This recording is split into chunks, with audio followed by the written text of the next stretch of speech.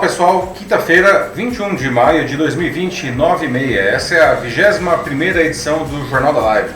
Uma nova maneira de fazer jornalismo totalmente colaborativo que você discute a notícia aqui conosco.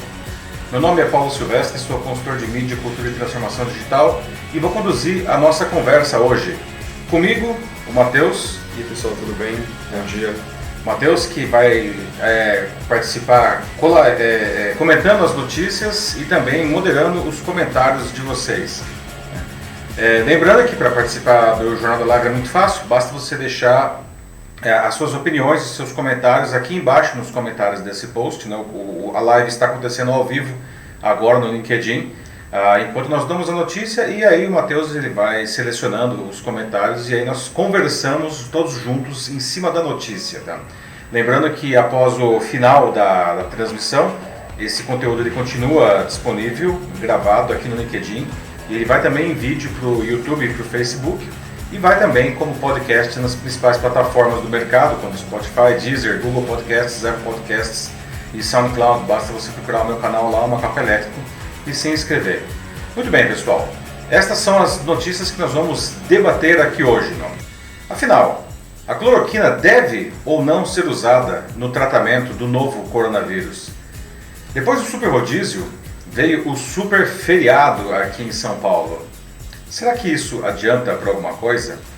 A transformação do mundo do trabalho que a gente está vivendo, todos nós estamos sendo impactados, não? Isso é uma ameaça ou é uma oportunidade? E finalmente, você é capaz de viver com diferenças e até mesmo perdoar? Então começamos agora a 21ª edição do Jornal da Live. 21ª edição, dia 21 de maio. E começamos já com um tema que foi debatido já aqui no Jornal da Live em outras ocasiões, não, por ser de grande importância, mas que pegou fogo desde a semana passada, quando o Nelson Teich caiu do cargo de ministro da Saúde, né, que é o uso da cloroquina no tratamento do Covid-19, o novo coronavírus. Né?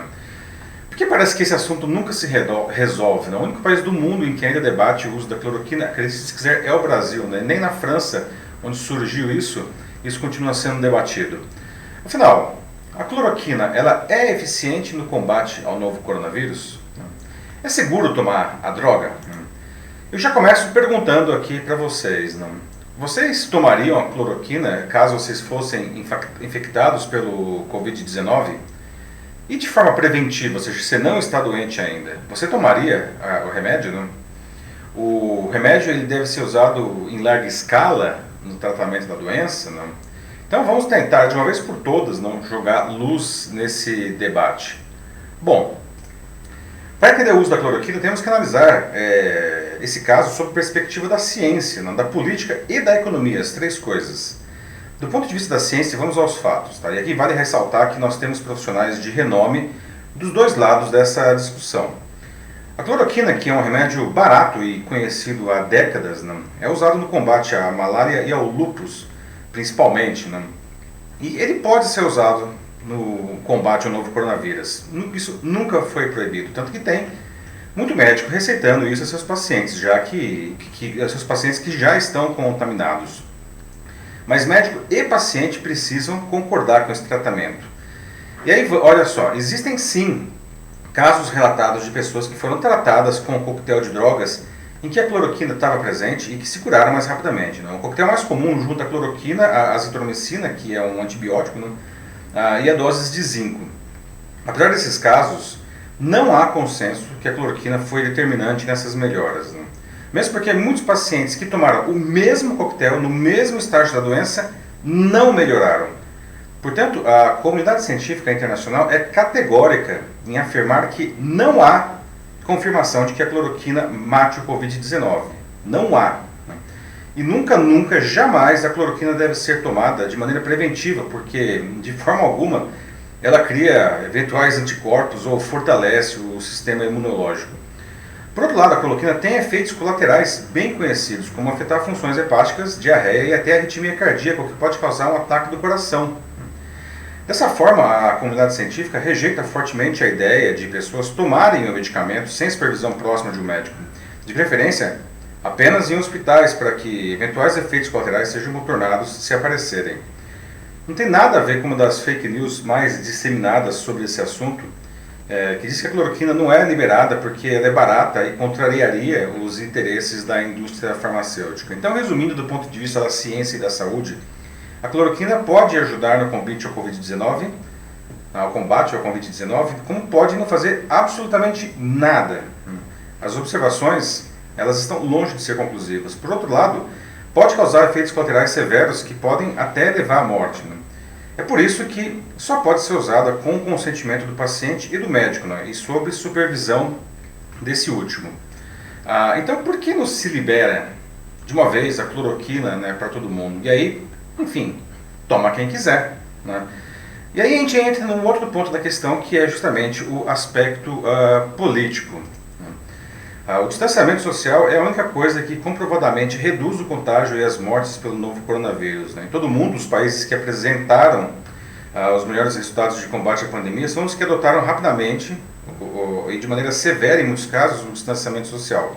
No caso da Nova Zelândia e da Coreia do Sul, por exemplo. Os que demoraram e sofreram pesadamente com doentes e mortos adotaram as medidas assim que perceberam a realidade dolorosa dos fatos, que é o caso da Itália e da Espanha. E ainda os países que adotaram tardiamente ou mal o distanciamento social e hoje são os piores do mundo no combate à doença, que é o caso dos Estados Unidos e, desgraçadamente, de nós mesmos aqui no Brasil. Fechamos a quarta-feira, ontem, com 293 mil casos confirmados, o que nos coloca na terceira posição mundial, 19 mil mortos, o sexto país do mundo com mais fatalidades. O problema é que nós ainda estamos subindo com força nessas duas curvas, enquanto outros países muito afetados já estão em queda. Os presidentes Trump dos Estados Unidos e Bolsonaro do Brasil vêm pressionando fortemente para a reabertura da economia. Para isso, eles precisam que a população se sinta segura para retomar as atividades. E a cloroquina é a chave para isso, pois se ela fosse realmente uma cura segura, se alguém ficasse doente, bastaria se medicar, e a vida seguiria normalmente. Mas acabamos de ver que isso está longe de ser verdade. Tanto que essa pressão do Bolsonaro foi o principal motivo da demissão do Nelson Teich do cargo de ministro da Saúde. O Teich, que é médico, ele se recusou a aceitar a ordem do chefe e definir que a cloroquina fosse usada de forma ampla, principalmente nos estágios iniciais da doença. Ora, mas ele não era o ministro da Saúde, que é o representante desse mesmo governo no assunto. O Teich também contradizia o Bolsonaro na questão do isolamento social. O ex-ministro da Saúde defendia que o isolamento deveria continuar. Ele não durou nem um mês do cargo depois de substituir o Luiz Henrique Mandetta, que também caiu por enfrentar o chefe nos dois quesitos. Os dois ministros sabiam que, se a cloroquina fosse vista pela população como uma droga milagrosa, o pessoal simplesmente relaxaria nos cuidados, o que causaria uma explosão de mortes. E, de fato, parte da população está relaxando porque não aguenta mais ficar dentro de casa. E os números estão explodindo ao invés de se estabilizar, mesmo com a grotesca subnotificação de casos aqui no país.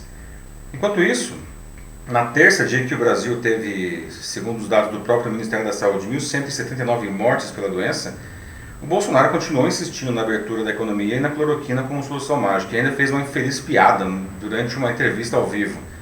O Bolsonaro disse rindo: quem é de direita toma cloroquina, e quem é de esquerda toma tubaína. Bom, então a gente chega no terceiro aspecto, que é o aspecto da economia. Sim, a economia está ladeira abaixo. Isso é ruim para todo mundo, é ruim para o cidadão e é ruim para as empresas. E o governo sabe que nenhuma gestão resiste a uma quebradeira na economia, então isso também é ruim para ele, para o governo. Então vamos abrir tudo para girar a economia, certo? Não é errado, claro que não. Como, aliás, está sendo visto nos países que já estão em condições de flexibilizar as regras de distanciamento social, qualquer afobamento nisso pode provocar uma nova e devastadora onda de contágio que faria a economia travar de vez. Falamos disso, inclusive, aqui na semana passada, aqui mesmo no Jornal da Live. Abrir a economia restritamente agora seria quase uma eugenia, ou seja, um processo em que os que tivessem melhores condições para se preservar ou se tratar sobreviveriam, enquanto a enorme contingente de pobres sem essas condições acabaria morrendo em nome de salvar a economia. E não tenha nenhuma dúvida, muita gente vai morrer se a gente abrir a economia restritamente nos próximos dias, porque a gente está ainda subindo na curva. pelo simples fato de que as pessoas nem conseguiriam entrar no hospital, como aliás já vem acontecendo hoje em reuniões que falharam no processo de distanciamento social e a rede hospitalar entrou em colapso. Né? Se você não consegue nem entrar no hospital, mesmo que a cloroquina fosse uma droga milagrosa, os doentes não iam receber, porque não ia ter médico para receitar. Mas as pessoas precisam comer, pagar suas contas, certo? Precisam mesmo. E é nessa hora que o governo precisa se apresentar. Né? O governo tem que garantir essa renda mínima universal. Muitos dizem que o governo não tem dinheiro para isso. Né? Seria verdade em um cenário normal, mas esse não é um cenário normal. Estamos numa economia de guerra. Né? Todos os recursos, especialmente de obras que não sejam absolutamente essenciais para a manutenção da vida, devem ser redirecionados para a renda mínima. De todos os países mais afetados pela pandemia, o Brasil é o que menos investe no seu combate ao vírus proporcionalmente ao seu PIB. Né? 1,5% do PIB do Brasil está sendo investido a isso. Para você ter uma ideia, nos Estados Unidos, 5% do PIB, olha que o PIB deles é muito maior que o nosso, né? Está sendo investido. Né? A Alemanha, 6%, os países europeus nessa faixa também. A gente continua gastando, no final das contas, no que não se deve. Não? Já me perguntaram mais de uma vez, poxa, se você ficasse doente, você não ia tomar cloroquina? Olha, talvez, tá? Mas se eu já estivesse doente, tá? Só nesse caso, né? E se eu estivesse em um hospital com supervisão médica, né? O que eu preciso fazer, na verdade, é fazer de tudo para não ficar doente, né? E isso inclui não acreditar em milagres e não disseminar essa informação, inclusive como formador de opinião, né? Eu tenho que cuidar de mim, não? Pela minha família, pela minha própria saúde, né, também, mas também para toda a sociedade. Não? Eu não posso ficar disseminando falsas esperanças. Não? Sincero, meus caros, o que a gente faz agora?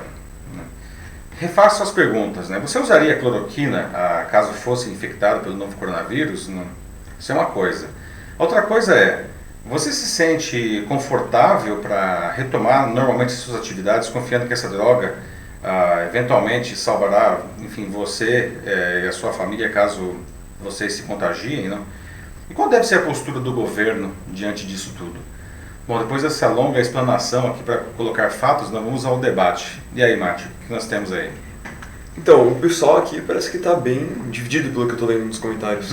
Tem muita gente dizendo de que não tomaria, já que não é recomendado, e mais uma coisa também, como a gente falou aqui, né, não tem nenhuma afirmação científica, assim, nenhum estudo que comprove a eficácia total do coronavírus, da cloroquina contra o coronavírus, mas também tem aqueles aqui que dizem que são a favor da cloroquina, que tomariam a cloroquina sim, no caso de ficarem doentes, e alguns até trouxeram casos de amigos que chegaram a ficar infectados com o coronavírus e se trataram com o coquetel de remédios que inclui a cloroquina e conseguiram se curar. A gente tem um comentário aqui do Joaquim Desiderio Neto que ele diz assim: a Fiocruz tem várias pesquisas científicas em suas mãos desenvolvidas desde a época de Oswaldo Cruz, mas parecendo que não existiu muito interesse, como foi na época do Dr. Oswaldo Cruz, pois tem muitas indicações de políticos. Não funciona assim mais. Assim, como eu falei, gente, existem observações clínicas de pessoas que realmente tomaram o coquetel com a cloroquina e melhoraram. Isso é um fato, ninguém se discute, tá? E isso faz parte, inclusive, das pesquisas. A cloroquina, assim como várias outras drogas, está sendo testada como um possível remédio. O problema é que, da mesma forma que muitas pessoas que tomaram o coquetel se curaram, existe um número igual ou até maior de pessoas que tomaram o mesmo coquetel, na mesma situação, no mesmo estágio da doença, e não fez diferença nenhuma. É por isso que não se pode afirmar categoricamente que a cloroquina vai curar as pessoas, não. O grande risco disso daí, como aliás o Joaquim mencionou, não, é que isso daí é uma questão, não é mais uma questão de saúde, é uma questão política, não. Porque se você fala que essa droga ela vai curar, é a cura, é até a prevenção contra a Covid-19, as pessoas vão relaxar nas medidas de segurança e aí é que está o grande problema, não. A gente não pode relaxar nas medidas de segurança. A única coisa que confirmadamente evita o contágio, né, são questões de distanciamento social, questões de higiene pessoal, não. Mesmo os países que já estão reabrindo, eles estão reabrindo muito lentamente, como a gente falou na semana passada, não, e com uma série de cuidados. Então, sim, existem pessoas tomando a cloroquina e que estão se curando, mas existem pessoas que estão tomando a mesma coisa e não estão se curando. É por isso que não dá para afirmar isso daí, né? Falando um pouco agora desses países que você citou que estão abrindo lentamente, né, voltando às suas atividades normais, eu tenho aqui o Ricardo Hernandes Valdes, que está perguntando sobre o caso da Suécia. Boa pergunta. Que eles não adotaram isolamento e optaram pela imunidade coletiva. Como se explica isso? Excelente pergunta, Ricardo, né? Conversei com o pessoal da própria Suécia e a situação da Suécia é a seguinte: eles de fato mantiveram o comércio aberto, mas não quer dizer que eles não fizeram nada de isolamento, não. Escolas, com exceção do ensino infantil, então ensino fundamental, o equivalente ao ensino fundamental, médio e universidades foram totalmente parados, continuam parados até hoje, e eventos de toda natureza, cultural e esportivos também foram parados. Qualquer aglomeração de mais de 50 pessoas está proibida. O governo sueco, ele acreditou no fato da sua população ser uma população bem educada, e ele disse: por favor, fiquem em casa, e se vocês precisarem sair, saiam só o necessário e tomando todos os devidos cuidados. Enfim, a população sueca é uma população com um nível educacional realmente muito mais alto, não? E o pessoal está fazendo isso, ou seja, quem pode ficar em casa, fica em casa, e quem não pode, sai para trabalhar, mas mesmo quem sai, toma muitos cuidados. Agora, qual que é a situação da Suécia, não? A Suécia hoje ela tem 3.500 mortos pelo Covid-19, não? Isso considerando que é um país com apenas 10 milhões de habitantes, é menos que a cidade de São Paulo, não? O índice de letalidade, se você for pensar, então, ele é altíssimo, não?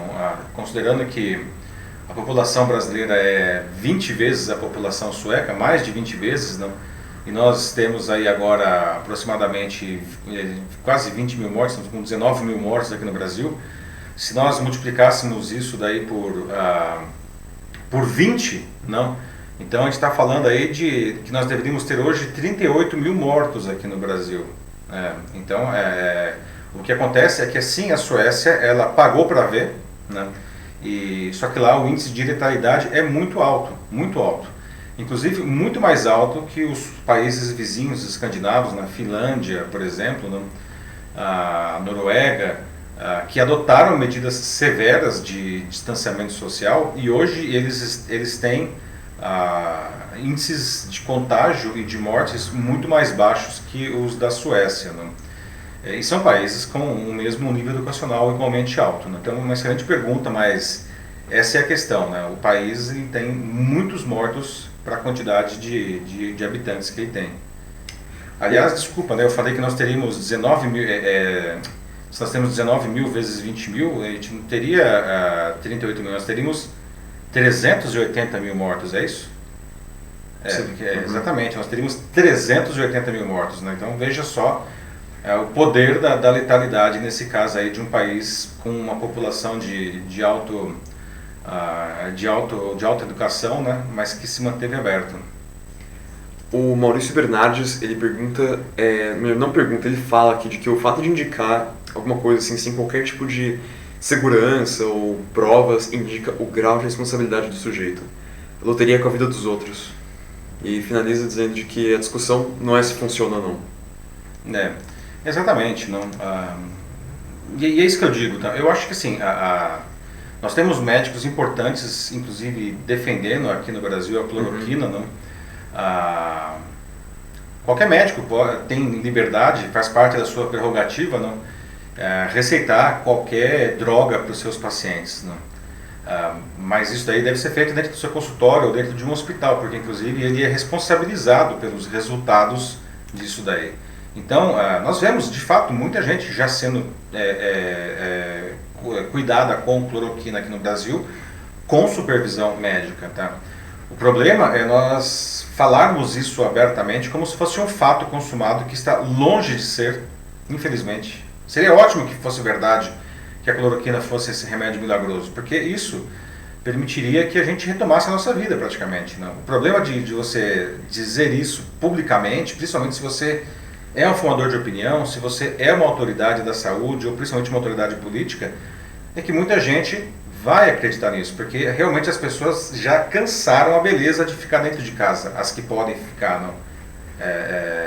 E elas querem sair, elas querem retomar a sua vida, né? Já são 2 meses aí. Então, se um formador de opinião ou uma autoridade diz isso, muita gente vai sair de casa.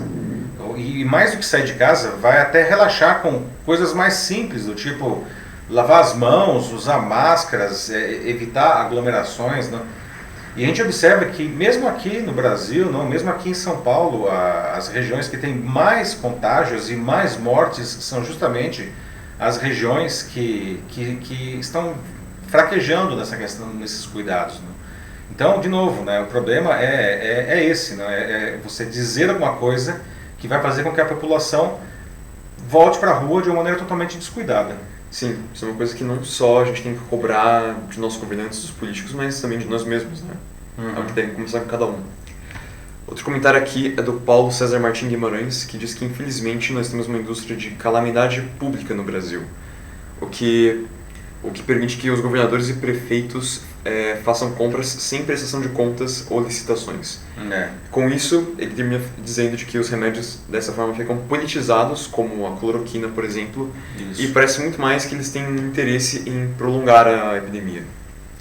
Pois é, a gente vê, é uma loucura isso, né, gente? Numa situação absolutamente dramática como essa que a gente está vivendo, não houve, desde provavelmente do caso da gripe espanhola em 1918, não houve uma crise de saúde pública assim, nem no Brasil nem no mundo, tá? E a gente observa que esse câncer, né, brasileiro, que é a corrupção, continua acontecendo. A gente vê aí os noticiários trazendo casos de superfaturamento na compra de equipamentos, de proteção individual, de respiradores artificiais e de todo tipo de remédio, ou até mesmo a construção de hospitais de campanha, não? Isso é uma coisa monstruosa, não?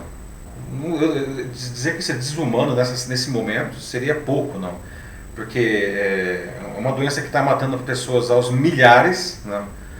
E o pessoal querendo faturar em cima disso daí, não? Com corrupção, com superfaturamento, com todo tipo de porcaria que infelizmente a gente tem aqui no nosso país, não?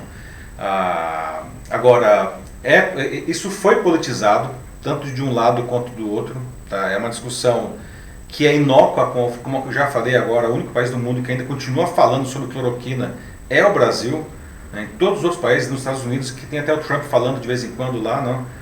O CDC, que é o Centro de Doenças Infecciosas lá dos Estados Unidos, ele retirou no começo de abril qualquer recomendação de cloroquina para a comunidade médica, não? E como eu disse, está na França, onde isso surgiu, isso já foi retirado. Ninguém mais fala de cloroquina no mundo.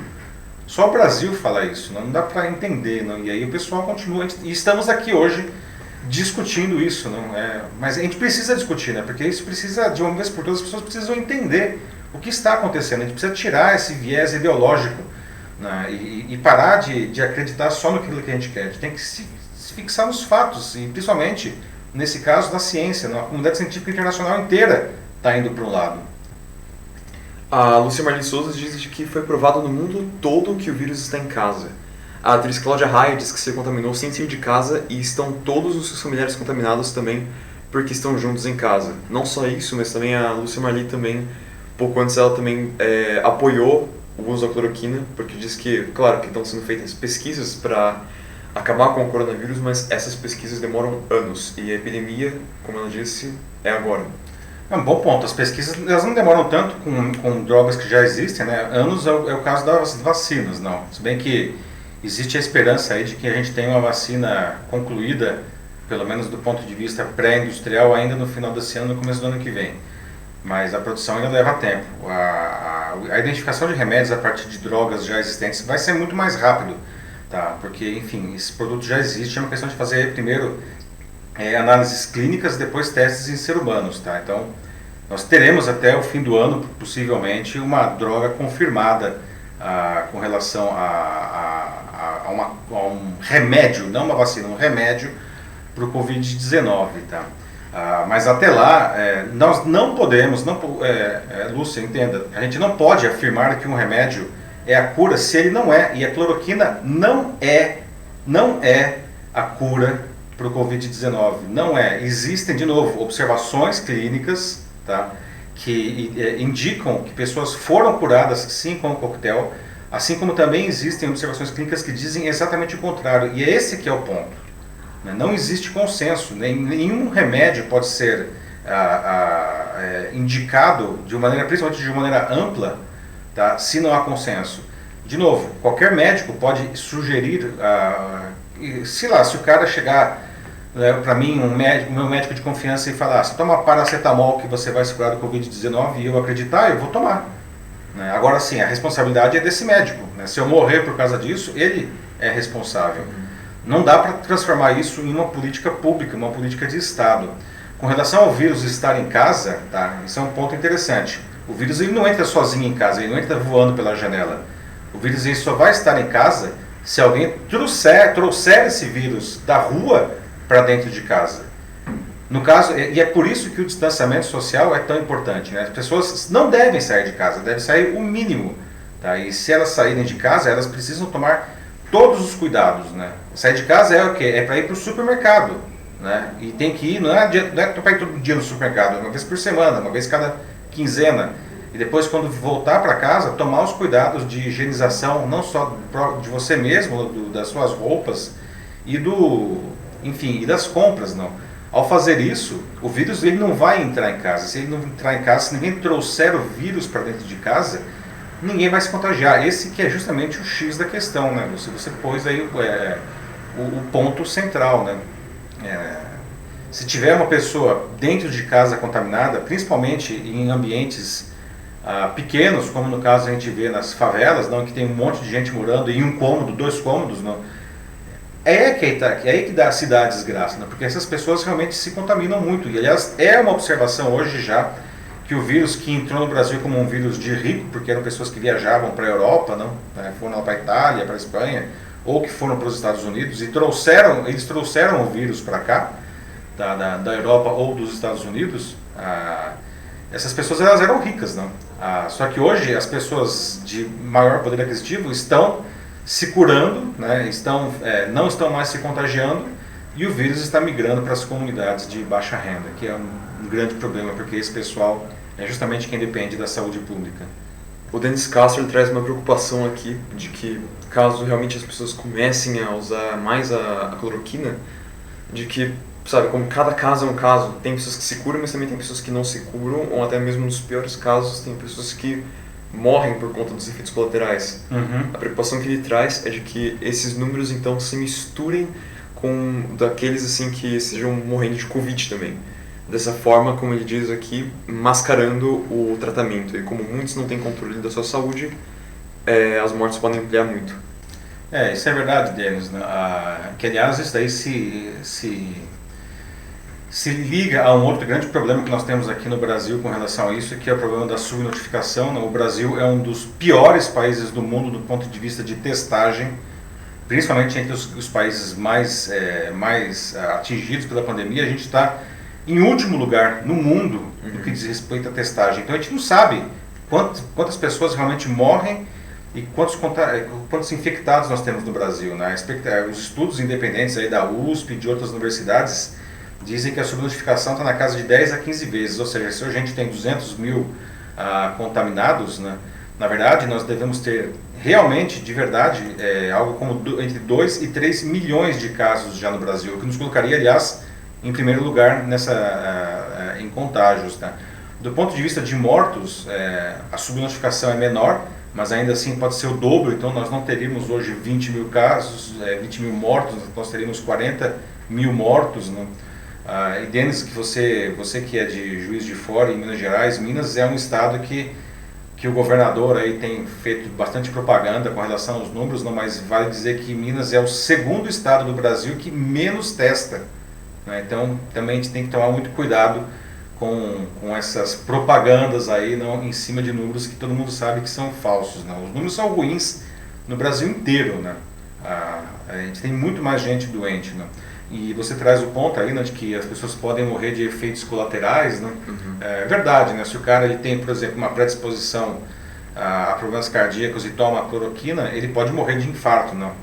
Então, aí nesse caso, ele não morre de Covid-19, não? Ele morre do coração, né? Mas ele pode, eventualmente, depois, para você como que isso é um samba do crioulo doido, não?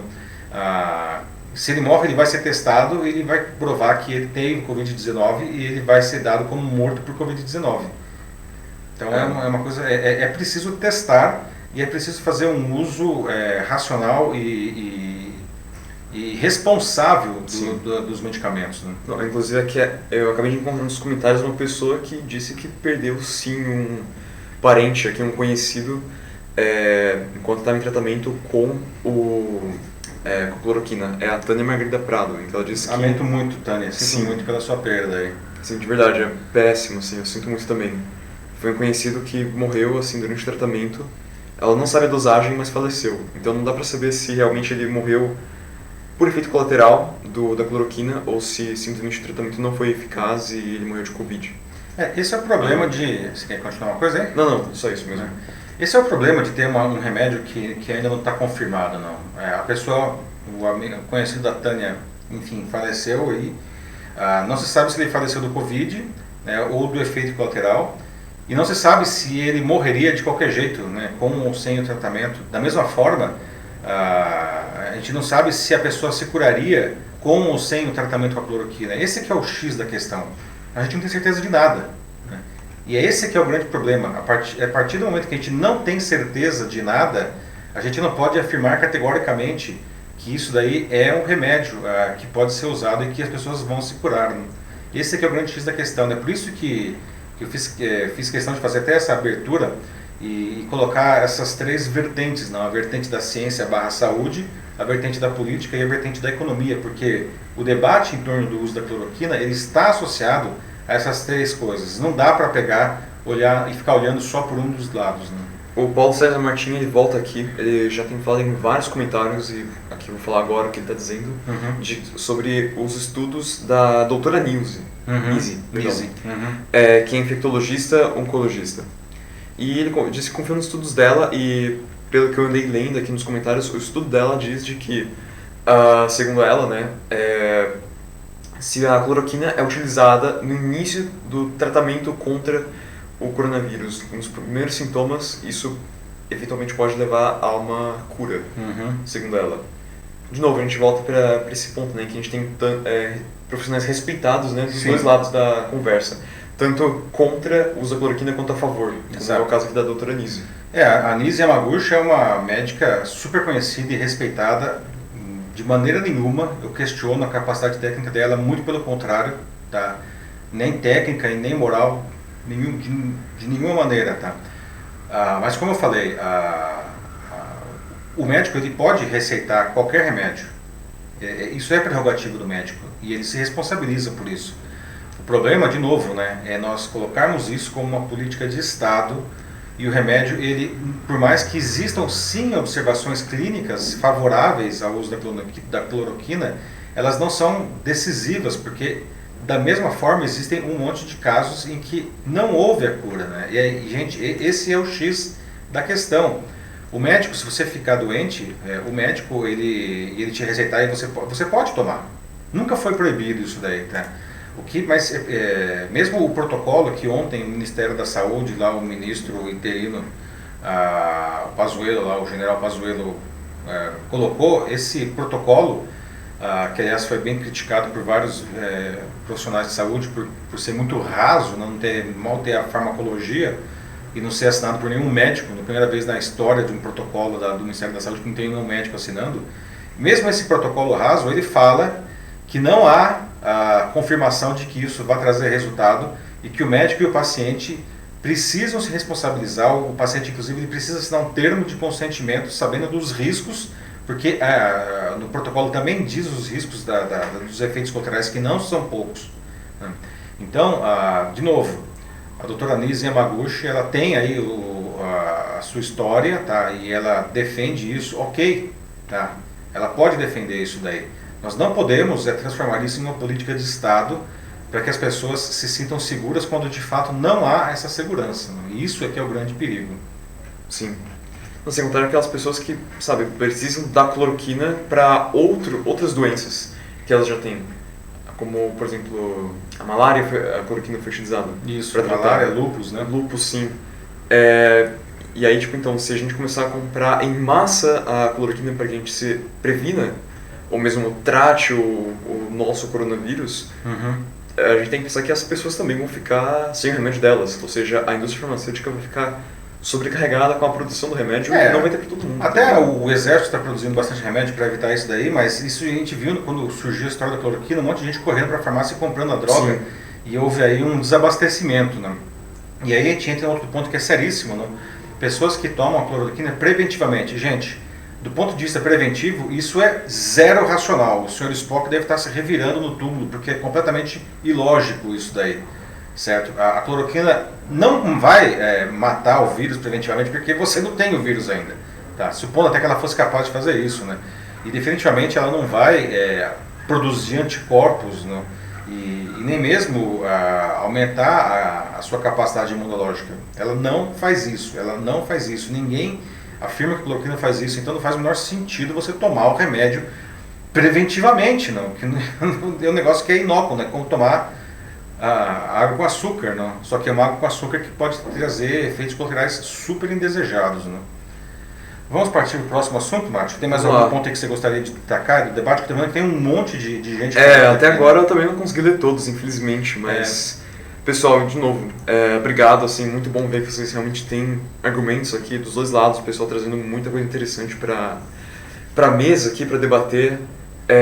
Mas realmente o tempo é o nosso problema, uma pena a gente não pode fazer mais. Lembrando que depois eu leio todos os comentários, né, e inclusive metade deles eu comento, né, não dá, realmente semana passada a gente teve quase 700 comentários. Sim, né, parece que comentar cada vez mais. É super legal, né?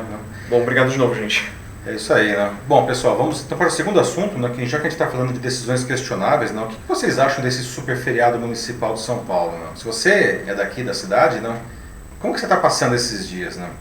Será que essa iniciativa, afinal de contas, adianta para alguma coisa, né? Se você não for de São Paulo, vou explicar esse caso maluco, tá? Então, se você for daqui de São Paulo, você me acompanha, tá? Bom, a Prefeitura de São Paulo antecipou para ontem o feriado de Corpus Christi e para hoje o Dia da Consciência Negra, né? Amanhã, sexta-feira, será ponto facultativo. E o governo do estado de São Paulo tenta antecipar para segundo feriado estadual da Revolução Constitucionalista de 1932. Né? Se der certo, serão 6 dias de feriados seguidos. Né? O objetivo é que as pessoas não saiam de casa para evitar o contágio do novo coronavírus. Afinal, as taxas de distanciamento social continuam muito baixas na capital, abaixo de 50% em dias úteis.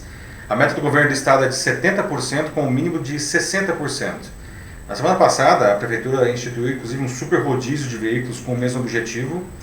E os resultados foram decepcionantes, né? Porque as pessoas continuaram saindo, né? Inclusive elas lotaram aí o transporte público, que é ainda pior. Né? E aí durou só uma semana esse super rodízio e acabou sendo cancelado. Né? Agora tem o super feriado, mas ontem as pessoas, no primeiro dia de feriado ontem, né? As pessoas já saíram e não cumpriram a meta. Né? Muita gente achou que era simplesmente um feriado e saiu de casa para passear, né? Alguns foram até fazer piquenique, né? Alguns viajaram, né? Teve gente fazendo esse piquenique, inclusive nos jardins ao redor do Parque de Ibirapuera, do lado de fora do parque, né? Já que o parque está fechado. Né? Então, eu pergunto para vocês, né? Principalmente para quem é de São Paulo, mas enfim, acho que esse assunto ele acaba interessando para todo mundo, porque tem a ver com essa questão, né, justamente de como a população encara o distanciamento social, não? Sim, e quem sabe isso se expanda para os outros estados também. Pois é, na verdade isso daí é uma tentativa de São Paulo para evitar o lockdown, que já está sendo decretado em várias capitais, né? As perguntas o governo ele tem que continuar fazendo essas coisas, né, esses super rodízios, super feriados, super seja lá o que for, né? Ou é lockdown e acabou, ou simplesmente não faz nada, que é o outro lado, né? A população, ela, na opinião de vocês, deveria ter ficado em casa nesse feriado, não? Por que as pessoas não estão ficando em casa? Se você for aqui de São Paulo, não? O que você está fazendo desses dias? Não? Qual é a programação aí para possíveis 6 dias de feriado? Não? E se você não for daqui de São Paulo, não? O que você faria nessa situação? Dá para a gente convencer o pessoal a ficar espontaneamente em casa? Não? E aí, Mate, temos já o pessoal falando aí? Por enquanto, aqui a gente tem a Eliane Pereira que diz que é um absurdo. Já estamos em casa e não muda nada esse feriado. E aqui também tem o Silvio Anselmo, que diz que, na opinião dele, não funciona. Infelizmente, o povo não respeita e piora o percentual. E também o Cláudio Rodrigues Jr. diz de que no ABC só foi decretado de sexta até segunda-feira. Porque na verdade isso é uma coisa da Prefeitura de São Paulo, não ela que a antecipação de Corpus Christi, o dia da Consciência Negra foi da Prefeitura de São Paulo, né? Então o pessoal do ABC ficou de fora disso daí, não? Agora tem o governo do estado querendo antecipar, hoje a gente deve ter a resposta disso, né? O feriado de 9 de julho, que é a Revolução Constitucionalista, um feriado estadual aqui de São Paulo, para segunda-feira, né? Então aí o pessoal da cidade de São Paulo ficaria 6 dias em casa, mas o pessoal realmente... como um segundo carnaval, só que em casa, pelo menos supostamente. É um feriado que você não deve sair, né? Enfim, é um feriado para você manter o distanciamento social, né? Mas acho que esse aqui é o ponto, né? Será que... O pessoal já está dizendo aí, não funciona.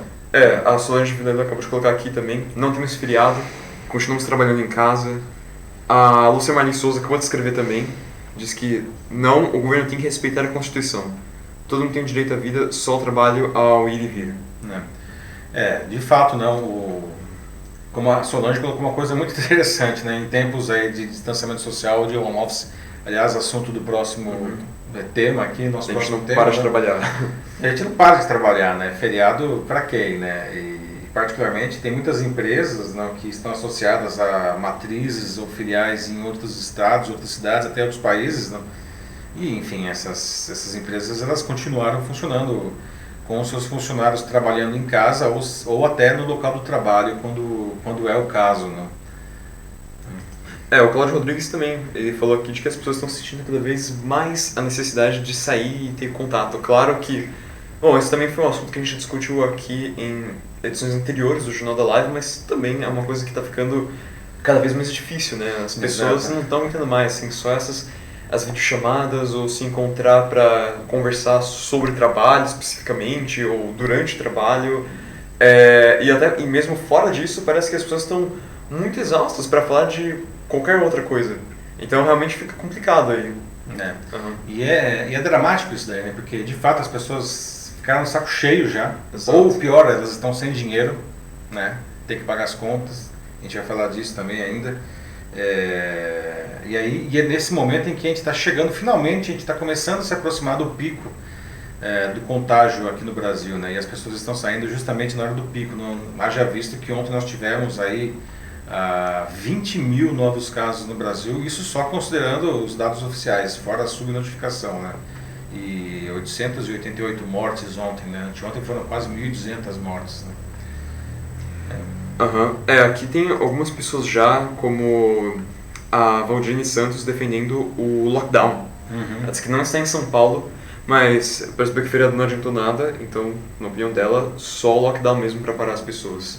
É um ponto interessante. O lockdown, muita gente pergunta, por que, afinal de contas, São Paulo, por exemplo, não decreta logo o lockdown? A gente vê outras cidades como aí do Brasil, Fortaleza, se não me engano, Belém do Pará, né, várias capitais aí já decretaram lockdown porque a situação lá estava dramática do ponto de vista de não ter mais leito, não. O fato é que lockdown é uma medida altamente impopular, né, e de novo a gente está encarando isso daí de um ponto de vista político, não. Você forçar as pessoas a ficarem em casa é alguma coisa que vai ter um custo político muito grande, não. O fato é que se a situação se agravar ainda mais, não vai ter jeito, não. A gente vai chegar na situação... aqui no Brasil, a gente não viu, por exemplo, o que a gente viu na Europa, né? Na Itália, na Espanha, na França, no Reino Unido, não. Esses países decretaram lockdown, não. A gente não teve isso aqui ainda, não. Então o pessoal está...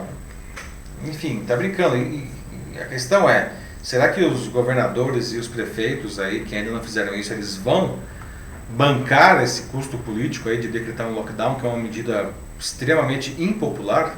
Né? Sim. Mesmo o pessoal que apoia a quarentena também talvez fique meio com... que o pessoal já está cansado com esse distanciamento social mais ou menos que a gente faz, né? Fazer lockdown aí o pessoal vai ficar muito cansado mesmo, né? Tem um comentário aqui do Antônio Bovi, dizendo de que o governador, juntamente com o prefeito, já fizeram com que milhares se aglutinassem nos transportes públicos. Foi terrível isso na semana passada. Né? Se infectaram muitos deles e agora transferiram para seus familiares com resfriados prolongados. Que, né, não só voltando para casa com o vírus, mas também falando das pessoas que saem de casa e vão visitar parentes e aí espalha cada vez mais, né? É vergonha o povo não ter o mínimo de malícia quanto às pretensões desta época. desta escória política que domina São Paulo. De novo, né, essas medidas acabaram se demonstrando inócuas, né, foi quase inocente essa história do super rodízio, não? As pessoas, não adianta você tirar carro da rua, você tem que tirar pessoas da rua, não? E as pessoas continuaram saindo, não? E aí foram para o transporte público, que é muito pior, não?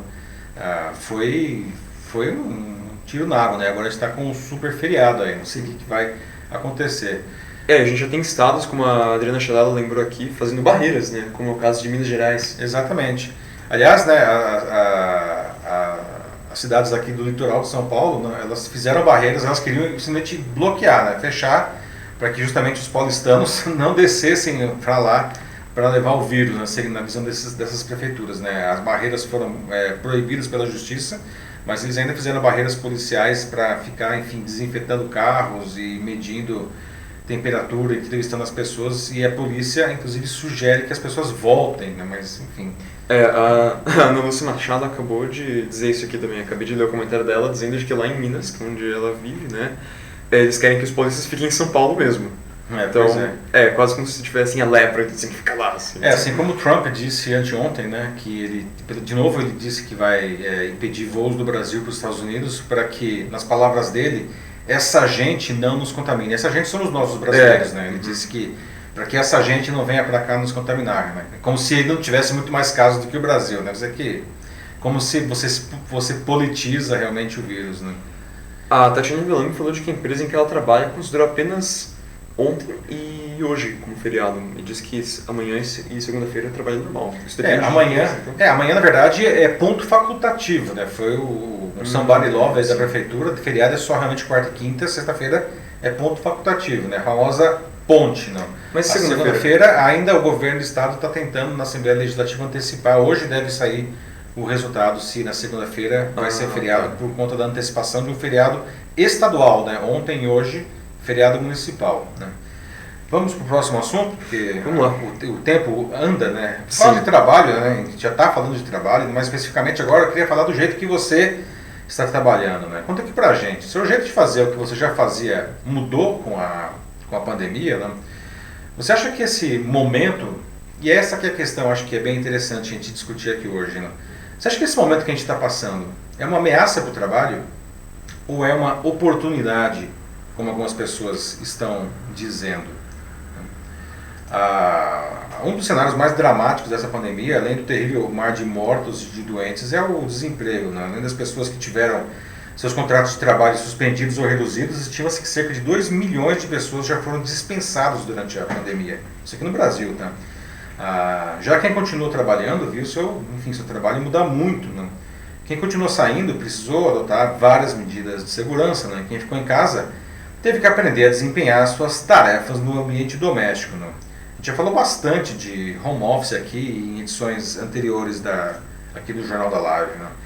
Infelizmente, nesse segundo grupo, muita gente não consegue desempenhar bem as suas tarefas por falta de uma boa conexão à internet, um computador decente, programas adequados, ou simplesmente não teve qualquer treinamento ou incentivo, até mesmo dos próprios empregadores, né? Isso é uma pena, porque a gente cria mais uma divisão na nossa sociedade, né? Os que conseguem fazer home office e os que não conseguem. Isso pode atingir todo tipo de profissional. Veja, por exemplo, no começo dessa semana, uma pesquisa do Instituto Península, com professores de escolas públicas e privadas, trouxe que 83% deles não se sentem preparados para dar aula online.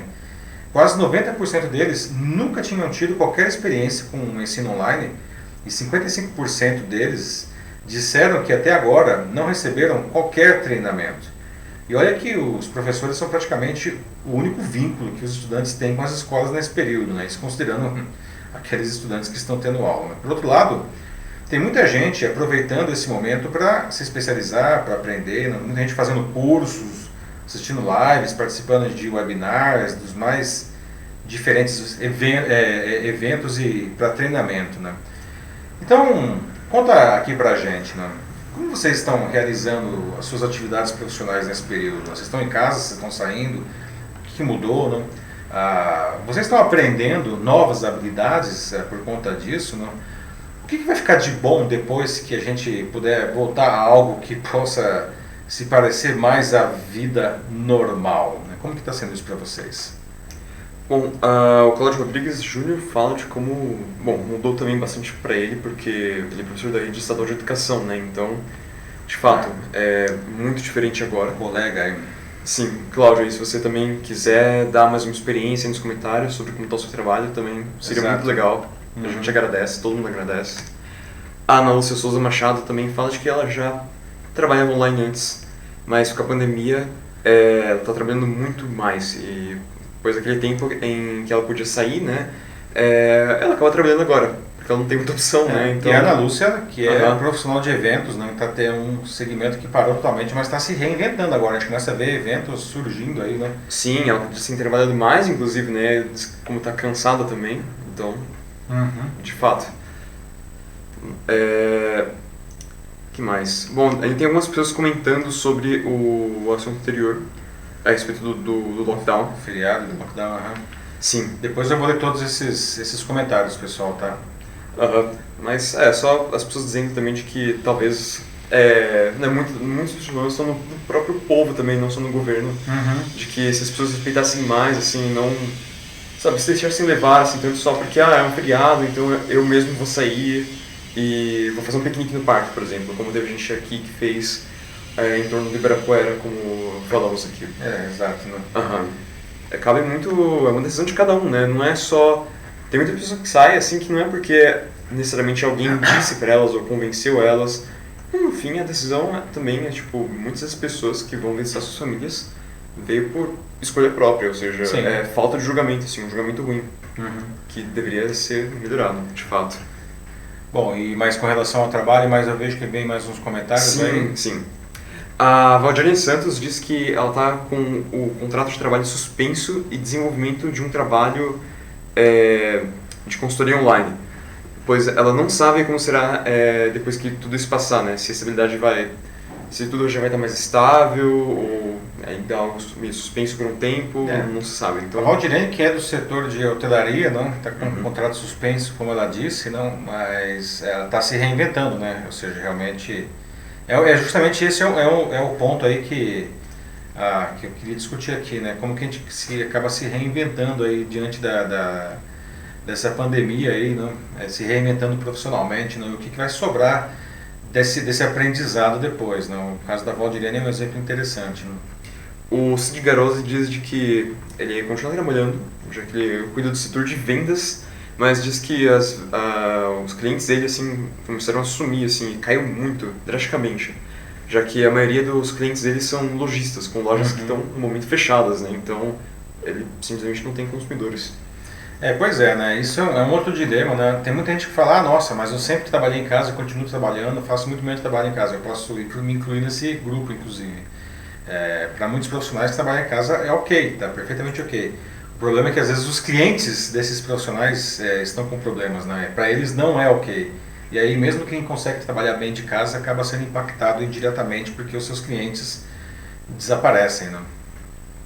Sim, e também é ainda mais complicado para quem está sem emprego e buscando alguma coisa, né? Mais complicado ainda. Sim, claro que agora o foco é você se reinventar, como a Solange Vilela disse aqui, e buscar novas oportunidades sempre e reaprender, né? Aprender novas habilidades, que esse é o momento mesmo para esse tipo de coisa, mas claro que para alguém como o Roberto Salvador aqui é complicado mesmo. Ele está desempregado desde fevereiro, como ele compartilhou aqui com a gente.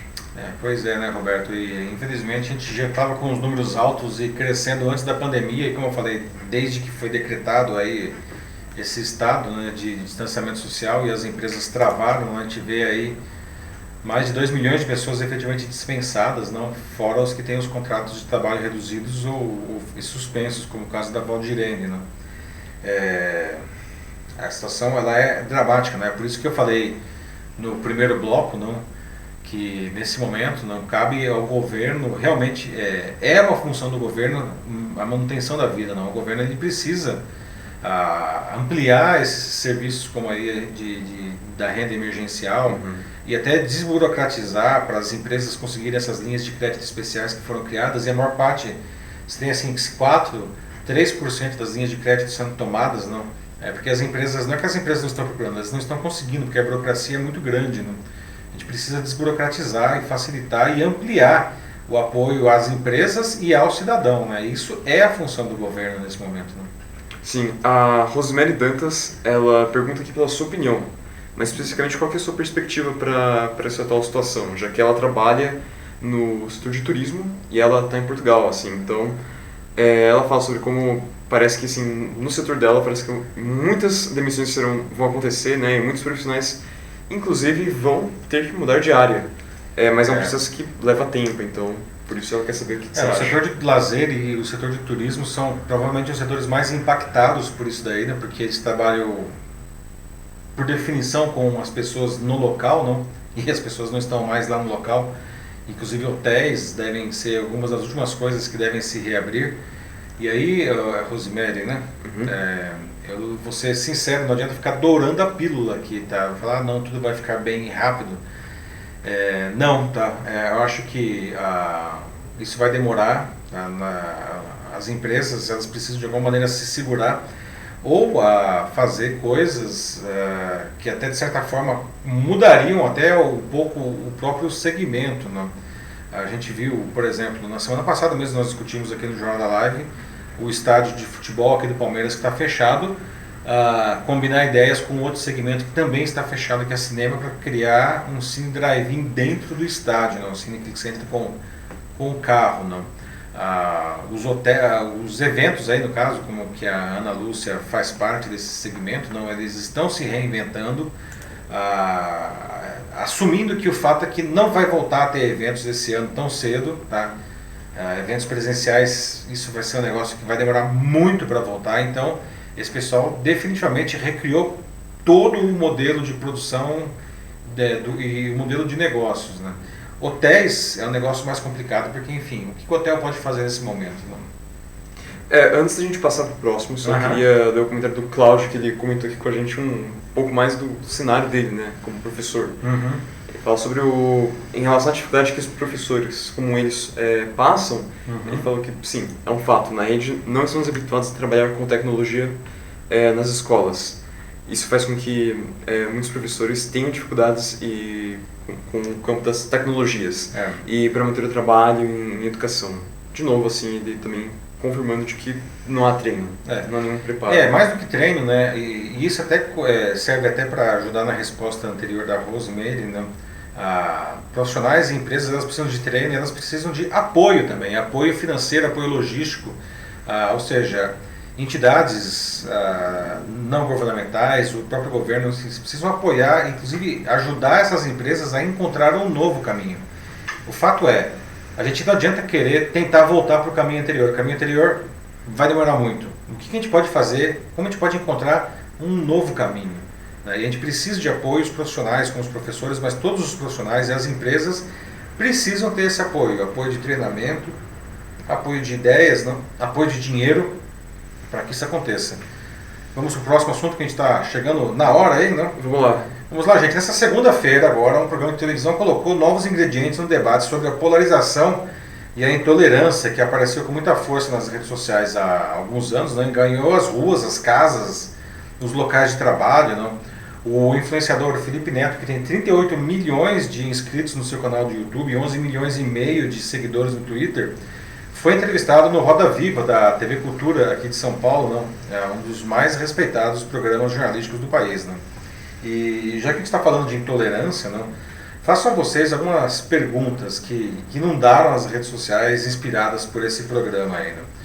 Você é capaz de conviver com as diferenças, não? Uma pessoa que deu muitas mancadas no passado, ela pode se regenerar genuinamente? Vocês acreditam nisso? Essa pessoa merece uma segunda, ou terceira, ou quarta, enfim, chance, né? E ainda, como anda o seu perdão, no sentido amplo da palavra, né? Você anda exercitando isso ou está difícil, né? Bom, o Felipe Neto ele ficou famoso fazendo vídeos no YouTube para um público adolescente, mas rapidamente atraiu também crianças, não? Aí vocês estão vendo o Felipe sendo entrevistado virtualmente no centro da roda do Roda Viva, né? Seus vídeos eles tinham muitos componentes, digamos, elementos questionáveis de formação desse público, né? Então palavrões era só o começo disso daí, né? O youtuber ele costumava abordar temáticas que deixavam educadores e principalmente pais de cabelo em pé, né? Bom, Depois de anos sendo criticado pesadamente por isso, o Felipe Neto resolveu mudar seu estilo e diminuir bastante aquilo que os críticos apontavam. Mas logo depois resolveu se tornar um grande opositor a governos de direita, especialmente ao do Bolsonaro, que aliás ele critica desde antes da sua eleição. Além disso, o Felipe Neto costuma tretar, como se diz na rede, não? Brigar com outros influenciadores por diferentes motivos. Não? Recentemente, inclusive, ele publicou uma carta aberta no Twitter para artistas e influenciadores dizendo que todo mundo tem a obrigação de se posicionar politicamente de forma pública, o que deixou, aliás, muitas dessas pessoas desconfortáveis. Não?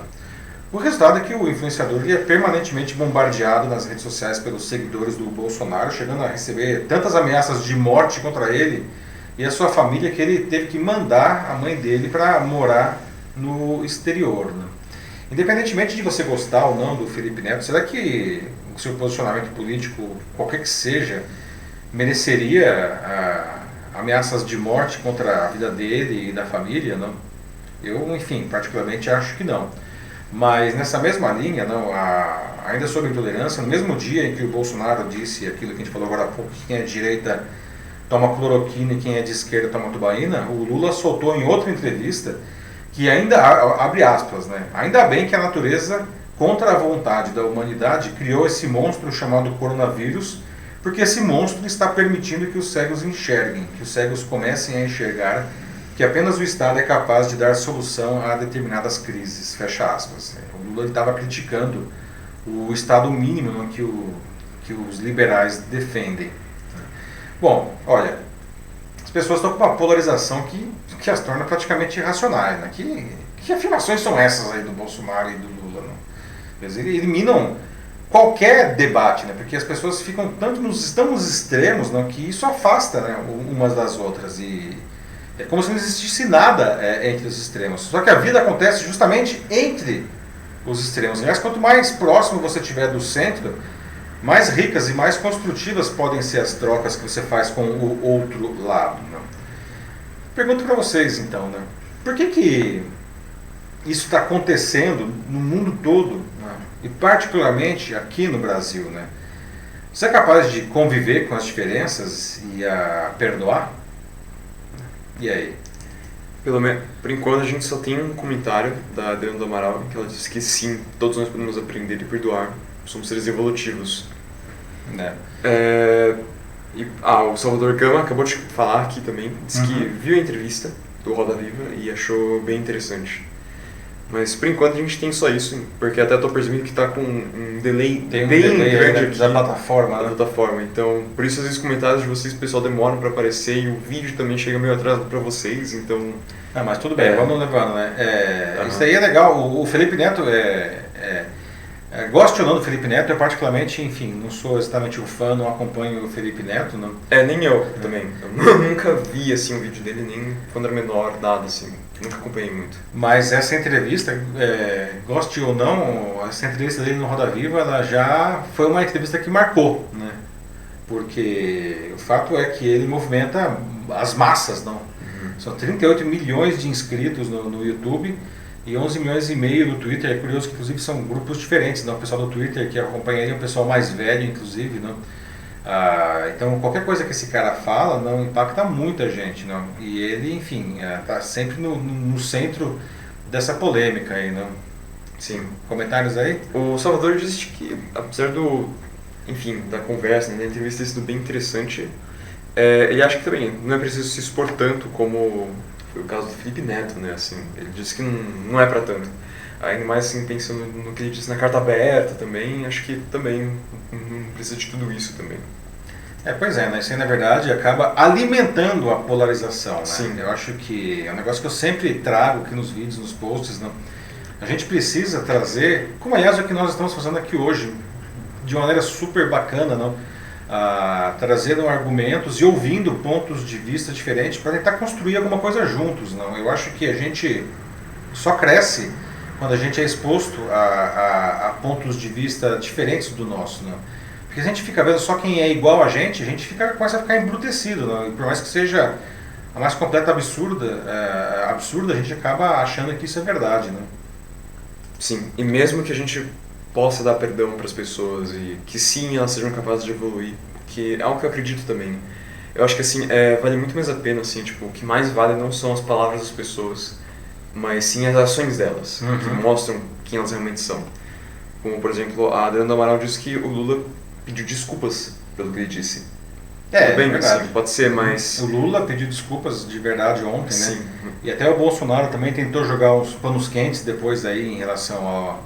Que é algo que ele sempre faz, né? Que é o que ele sempre faz, né? Uhum. O problema é você tretar, como diria o pessoal da rede, não, e depois falar, não, mas desculpa aí, né?